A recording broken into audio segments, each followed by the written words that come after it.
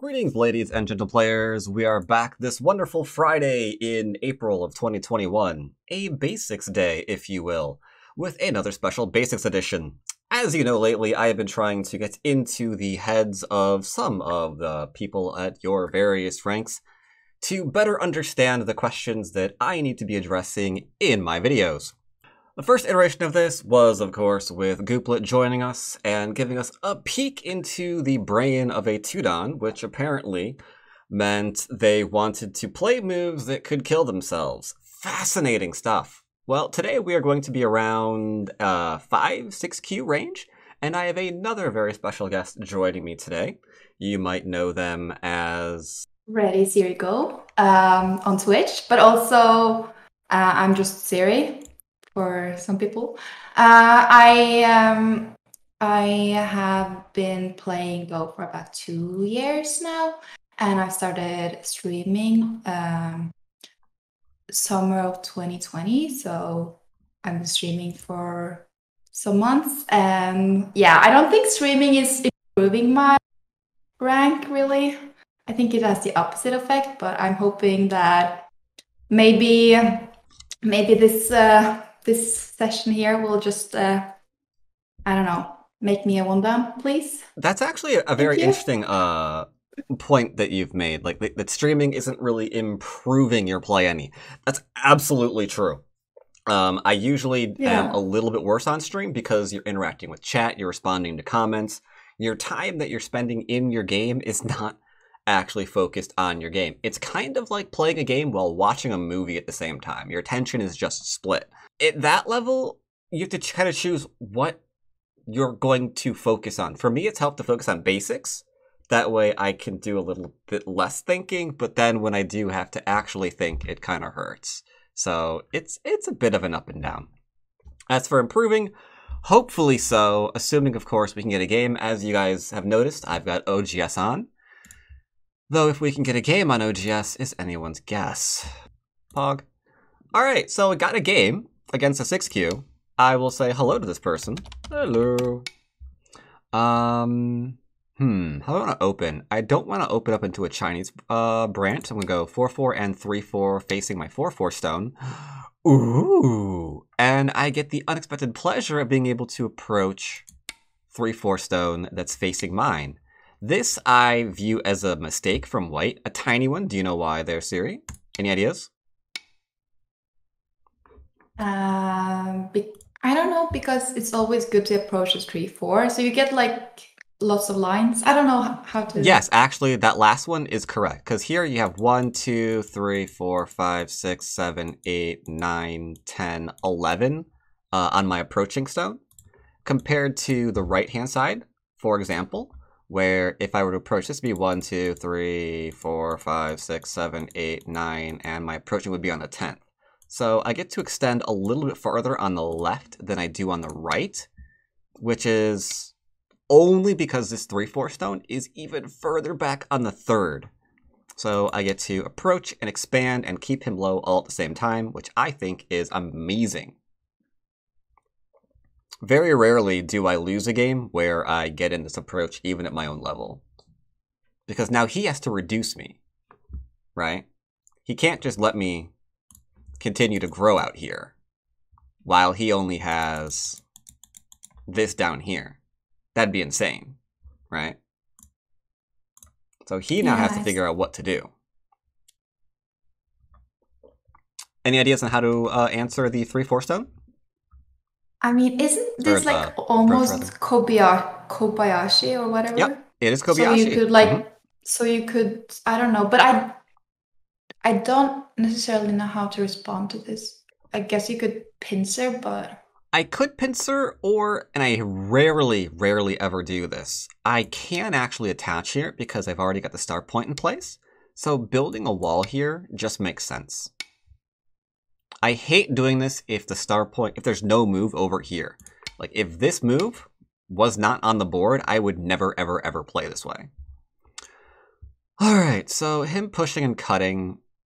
I'm going to do something a little bit bad. Ordinarily here, because I've already got start point in place, I don't feel inclined to play the move on the left. But if I keep growing right now, or worse yet, shoulder hitting to grow and rapidly expand what I have, I think I'm just going to drown him and he's not going to have any chance to come back in this game. So I am actually going to take a little bit of a loss here and give him Sensei again.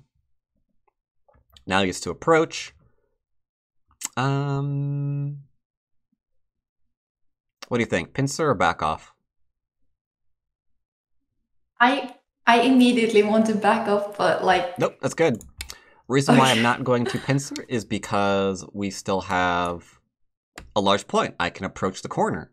So sure, he's going to develop something on the top, but I get my corner and I get to play next big move. So there's no reason to be jealous over the territory on top of there. This one's tough. You could go on the inside or the outside. Either are fine. Because it's star point 1, 2, 3, 4 for a stone, and star point 1, 2, 3, 4 for a stone. So these are both equal size. So it's just a question of, do I want to build or do I want to take away? I think I want to build. So I'm going to go and approach on the outside. Doo-doo-doo-doo. Ooh, pincer. Any ideas when we jump up from a pincer? When we've approached a 4-4 point?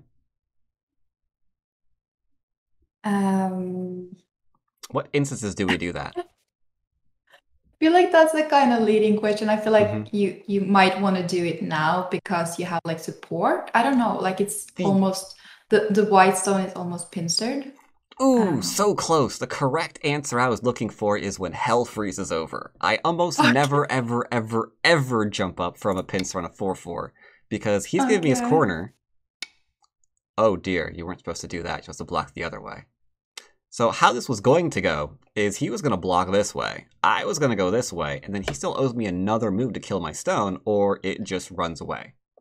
So I take his corner in Sensei, which is huge. Here, I don't know what he's doing. We'll have to wait and find out. Is he going to play here? Is he going to... He is going to connect. Okay, well the unfortunate problem with this is I have Sensei, right? I'm live in the corner, don't you think? Yeah. So, if I'm live in the corner, and he just got a wall, and this wall is facing this way, but there's absolutely nothing over here, clearly my next move is going to be to make sure he can't do that. Or, there's one other thing I could do. Instead of just trying to deny him something, I could shoulder hit and grow. He gets a little something on maybe the third line, but I get to expand. I like that a little bit more, so we're going to do it. This is the live and let live variation. You mentioned that you were passive before the game started, so this is probably something a bit more up your alley. Do you usually go for frameworks and growing? I'm not sure. It may be a little bit. I do have to warn you, if you are a framework kind of player and you don't like fighting, you're in for sadness. They're gonna live in my middle and stuff. Or they're always going to try, and you have to be able to kill that. So it's kind of weird. As a framework player, you wind up killing things a lot. More than the territorial player. So he went there. I'm not going to let him connect. He forfeited his right to do that. So we'll just drop on down like so. And if he extends up, we're not going to hunt it because he cuts me. I'm just going to back off. Or this works too. And fix my little shapey. Shapey. Sorry. Legally required to do that voice when I say shapey. He likes giving me Sensei over and over again. I don't even know what a big move is right now. Do you see any? What on earth is a big move on this board? I don't know. Well, I'm going to play here just to stall. He's going to respond because he wants me to go underneath all of the stones. So with Sensei, we try to either attack a weak group, defend a weak group, play a big point, or remove a big point from our opponent. So to that end, I can conceive that This area can grow still. So maybe something over... Hello? Larger move, thank you. Something over here might be a thing to grow. If I want to attack, I'm going to have to, like, Hane, because the one stone. I could technically attack it. If I was going to reduce a large point, it would be the top. So I could threaten this one. Ooh, okay. We are developing a plan. I think top is going to be Sensei. Because he doesn't want me getting this move after this move to completely cut him to pieces. So let's take that one first. I think that's Sensei. And then this one probably responds with there, I'm assuming. Maybe attachment. But we get it for free. Sensei is important. Answer. Hello, mister? You got 8 minutes left of a 10-minute game. He's not using any of his time. Ah, he's gonna let me invade him. Do you not want territory, sir? Now here's a question for you. How can we tell whether or not I need to go, or I can go in, or if I should be running away? How do we determine this? I guess we would have to look for like some Mii situation where you can live or escape, but I'm not really sure the points I could do that. Okay, you're on the right track with living or escaping. If I can escape, it usually means that I can't be surrounded. And if I can't be surrounded, it's because I'm not behind a sector line. Right now, I'm on the... That is so weird. Only when I'm recording do I get follows and subs on Twitch. I'm not live, but they always know when. Either way, thanks for the follow, Rojin. What was I say? Right, sector lines. So here we see a happy little sector line. I'm not really behind it right now, so I can go deeper rather than run away, because I'm on literally the very edge. It's kind of like I play on the edge of sector line, and they just haven't answered me. So I'm just going to follow up at that point. If this stone... Hello, that's an eraser tool. If this stone was here... Hello? Thank you. If that stone was here... or here, and then the sector line was like between here, I would want to leave instead because I'm not sure if I could escape from that. But because it's literally right there, I don't see how in one move he can fully surround my stone.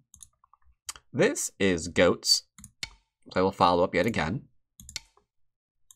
He's attaching to me. Aw, he's attached to me. Ain't he cute? Can I keep him? Alright, gonna defend myself. Ooh, perfect. Back to sector line. Now this is sector line. I'm behind it, so I have to live or get out of here. I vote getting out of here, because I don't want to be surrounded. Oh, he wants a co. Do you really want to co with me, son? This ain't gonna end well for you. Let's see if you can find co. Oh. Well, then why did you do this if you weren't gonna cut a co? Alright. Thank you.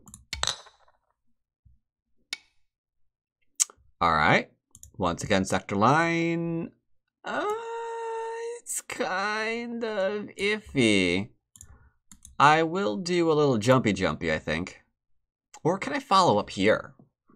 If I follow up here and he ignores that one, then this is actually a forcing move to cut through here. So yeah, this is a forcing, which would, yeah, I like this one. So I can threaten to cut. He can't let me play here. Yeah. Okay, cool. And now we get out of dodge. I'm just a running. Now I don't want to run forever, so I'm just gonna go ahead and play a random move like over here to give myself some shapey-shapies before he starts like poking. Hello? I was about to say before he starts poking and cutting me, but apparently he wanted to do that anyway. I didn't ask you about Byoyomi. Here's a question for you. Which way do we respond? We have to Atari.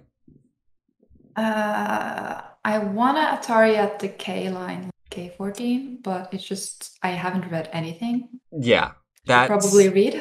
it's the line with the less amount of white stones here. That said, it's a trick question. If I played here and connected, I could probably cut through this and maybe kill a top. But I don't care. Right. And now you can see the new stone is helping us. We've got ourselves some shapey over here. So this cut should be very not valuable. Rude. Well, he's attaching to me again. This might be good for him. Maybe he's building the bottom. Maybe he's just trying to build territory. He does need to build territory, though. Now that he let me get this invasion in, he needs points from somewhere. Go ahead and just make myself a little bit of an eye here. Ooh, he's not doing it. See, if he leaned this way to grow here, like if we could imagine, give me white here real quick. I'm just going to be on my period explains, but that's fine. Like if you could imagine if he had played like here and I connected and he built this way, then suddenly this area really starts going up into the middle.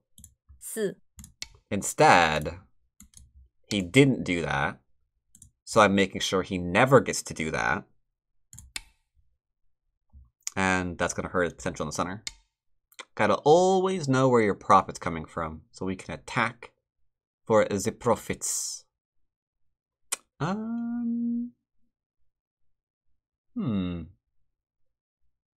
I think I'm alive here. I got like an eye kind of dealio going on here, and I got like an eye dealio going on over in here. 10, 9, So I have Sensei again. 6, 5, Tell you what, I'm gonna pass it back to him and make sure this group is completely safe. Because I'm okay with the bottom, the upper right, left's doing okay. Ooh, he's growing again. Well, let's see. Is he growing solidly? For this, we have to look at shape. So what's he growing with? This is a large knight. That's a 2-space extension, and that's a larger than large knight. 10, 9, 8, I think there is something rotten 5, with that shape. 4, 3, 2, So what if I 1. just poke at it? I'm just a poking. Something as simple as that, and we are in and out. Because he had to play here, otherwise I cut straight back through. And because I just defended myself, we can absorb the damage of moves like this one.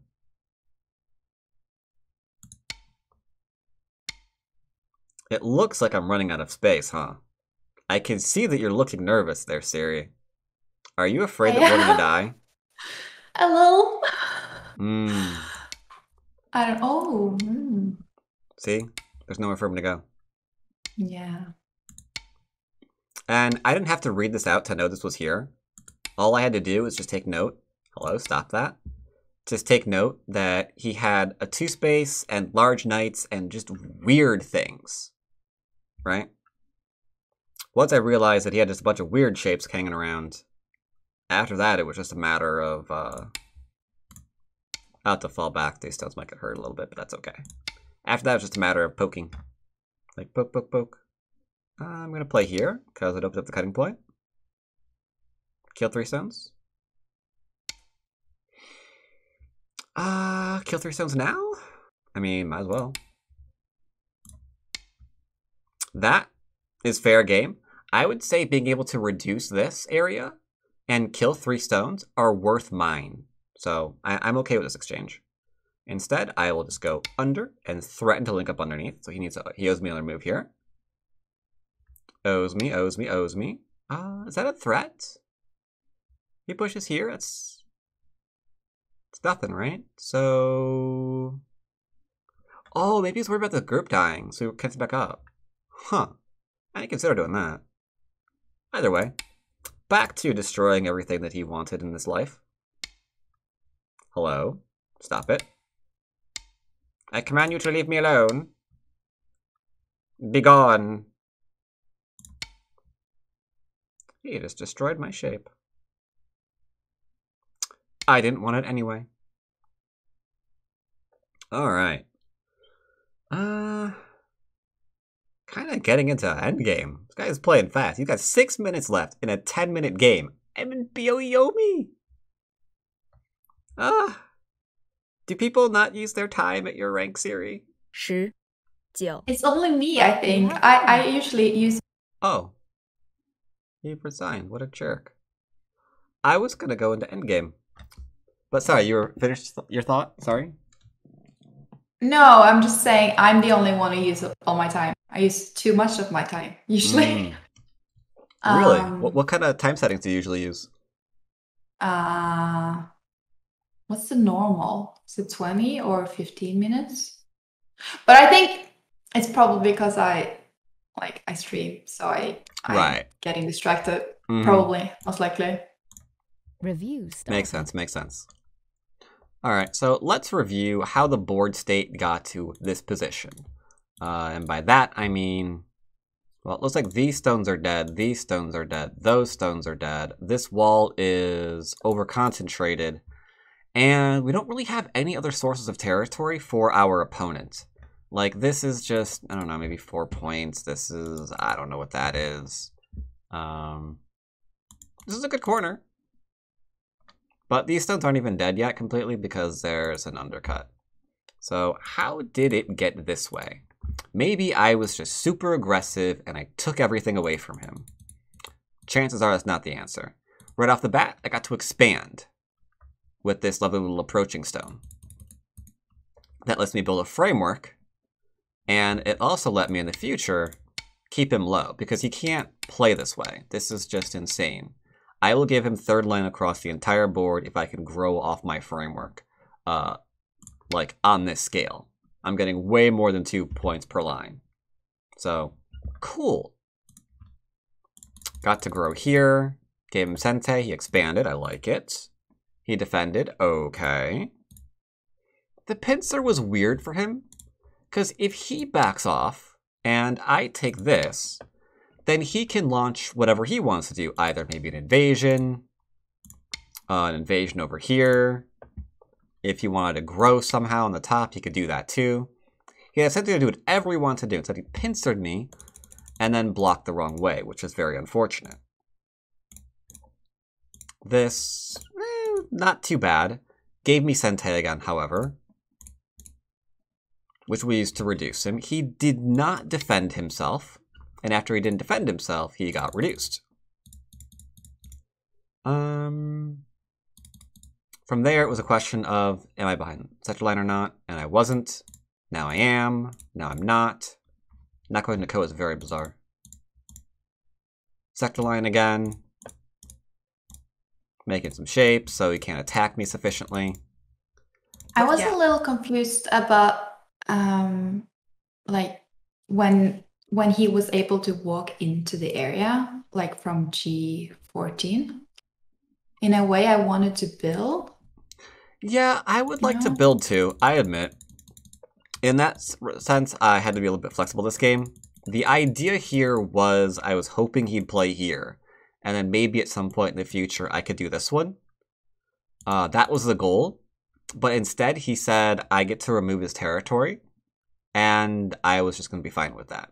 If I really, really, really wanted to just build this game, I could feasibly play something a little bit different, like a move over in here that's not as severe, but makes it much harder for him to cut me, if I was really, really wanting to do that. I'm in the habit of playing a little bit more severely, though, so I played this one, which I assumed would get some kind of response, and then I'd fall back into that kind of thing. So after this, I kind of give up my chance to build, but he gave up his chance to build territory on top. So, I thought it was a win-win. But yeah, definitely have to be aware of what your moves are saying. This one says, I want to grow or invade you. A move like this just says, I just want to grow. So we had that one. Are there any other questions about the game that you were confused about? No, but I just, I noticed that when he didn't respond to the shoulder head, I was, I was like, I was confused. Like, I know it's but my instinct is not necessarily to play where he's supposed to play, you know? Yeah. G3. I would probably play here and cut if I was him. Like, I don't like the idea of going on a bottom line here because I can see that that's already going to meet with much sadness and despair. So if I was him, I'd play here and see if I could cut this. If I can, fantastic. Like if I get something like this going on, great, I'll take it. Or if my opponent defends, maybe I can attack the left and maybe attack the... As long as I can cut off those 3 stones, or the 2, 6, and 4 stone, maybe I'll do something there. Who knows? But can't really take this passively. I suppose that's why he did the pincer, which isn't bad. But he definitely should have gone up at that point if he was going to play that way. That way he could keep trying to grow or something. The unfortunate side of that is I do get to do things like this later on for a little bit more reduction. So he has to be very, very careful on pinning his hopes on just this area, since it's open from many, many different sides still. Not really sure it's going to be worth it in the long run. That's actually a good rule of thumb in a nutshell, though. Because right now what he's doing here with this stone is he's trying to build between... how to word this? Between a star point and a corner that was given up. So just this area here. But trying to develop the side like that that's not anchored to a corner means that it can be reduced from like here, it can be reduced from here, it can be reduced from here. And once you factor in those invasions, this area tends to just keep shrinking and shrinking and shrinking and shrinking. So it looks large, but it turns really small. That's why we go corner, side, center. Yeah. But yeah, I think that about covers it. I was also wondering a little bit about top group, the F16 group. Could you like potentially murder it at some point? Short answer, yes. Because if we see the shape he's making... Actually, I should probably put this in first. If we see the shape he's making, I might be able to cut him down to 1 eye on top of the board, at best. Like, I think he can at least get the 1 in a variation like this. So he needs another eye on the outside. So if I start poking him here, and he's not aware of the danger, then this might just become bamboo joints and 1 eye on top of the board, so yeah, he'd be dead. So yeah, technically possible, But yeah, any group that is not, that doesn't completely have 2 eyes, or an uninvadable base, is up for killing. And you said that you're a passive person. And you're like, can I passively kill the top group? Passively? I think I like to murder, but wait. I don't know. You like to murder passively. Got it. I don't know. I just like to play stones and have them just be dead. Yeah. Okay. Wait, did I say I was passive? It's not. I don't have proof. It wasn't on recording, I think. But yeah. Okay. You said that I think you weren't a fighter, I think is what you said. Maybe I'm hallucinating. Yeah. Maybe I said that. I think I said that. Cool. Either way, thanks for joining me today. Hope I didn't take up too much of your time. And I hope to catch your next stream. Everyone who wants to, her link to her Twitch will be in the description. So go and follow it, or I will disown you all. And yeah, hope you're enjoying the series, and I will see you next time. Take care, everybody.